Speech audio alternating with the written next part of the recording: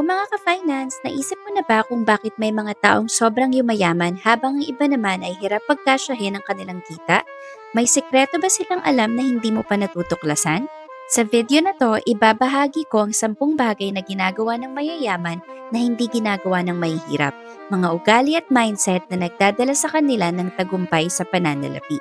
Bago tayo magsimula, huwag kalimutang mag-subscribe at i-click ang notification bell para lagi kang updated. Number 1. Naniniwala ang mayayaman sa batas ng kita.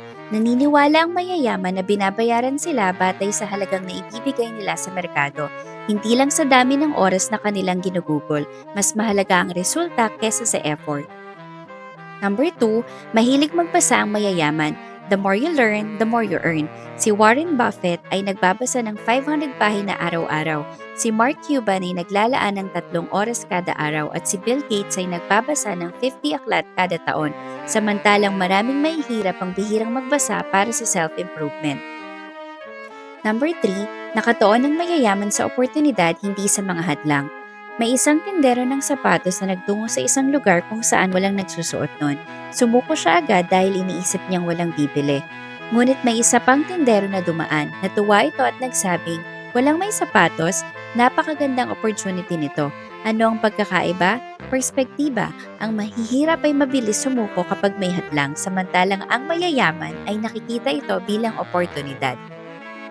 Number 4, nakikisalamuha ang mayayaman sa matatagumpay na tao. Sinasabi na ikaw ay katulad ng 5 taong madalas mong kasama. Ang mayayaman ay pumapalibot sa matagumpay at positibong tao, samantalang ang mahihirap ay nananatili sa mga impluwensyang hindi nakakatulong. Number 5, handa ang mayayaman na ipromote ang kanilang sarili. Ang mayayaman ay hindi nahihiyang ibahagi ang kanilang natatanging kasanayan o ideya, samantalang ang maraming mahihirap ang hindi alam kung paano i-market ang sarili para umasenso. Bago tayo magpatuloy, huwag kalimutang mag-subscribe at i-click ang notification bell para lagi kang updated sa mga bagong videos. Number 6, lumalagpas ang mayayaman sa kanilang mga problema.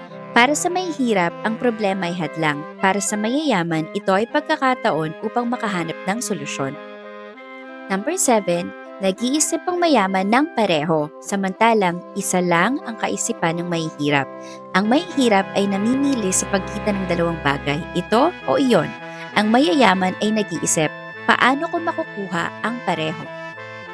Halimbawa, kung may 5 piso ang mahihirap ay bibilhin lang ang ice cream o bubble gum. Ang mayaman, mag-iisip ito paano palaguin ang 5 piso para mabili ang pareho. Siguro, bibilihin niya ang isang case ng tubig, ibibenta ito ng mas mahal at kikita pa. Number 8, nakatuon ang mayayaman sa net worth, hindi lang sa kita. Ang mahihirap ay iniisip kung magkano ang kinikita kada oras, pero ang mayayaman ay nakatuon sa pagbuo ng kabuuang yaman. Number 9, marunong sa pera ang mayayaman. Maraming mahihirap ang sobrang tipid sa maliliit na bagay pero hindi marunong mag-invest sa mahalagang bagay tulad ng edukasyon o negosyo. Ang mayayaman ay matalino sa parehong maliit at malaking desisyon sa pera. Number 10, mahusay mag-network at mag-voluntaryo ang mayayaman. Alam ng mayayaman ang halaga ng koneksyon. Nakikipagkilala sila sa iba, lumalahok sa mga event at nagbo-volunteer upang makahanap ng mas maraming oportunidad.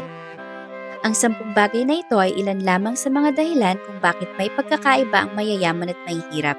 Kung gagamitin mo ang prinsipyo at kaugalian ng mayayaman, mas magiging handa ka na marating ang iyong mga layunin sa pananalapi. Thank you for watching. Kung nagustuhan mo ang video na to, huwag kalimutang i-like at mag-subscribe para sa mas marami pang makabuluhang content.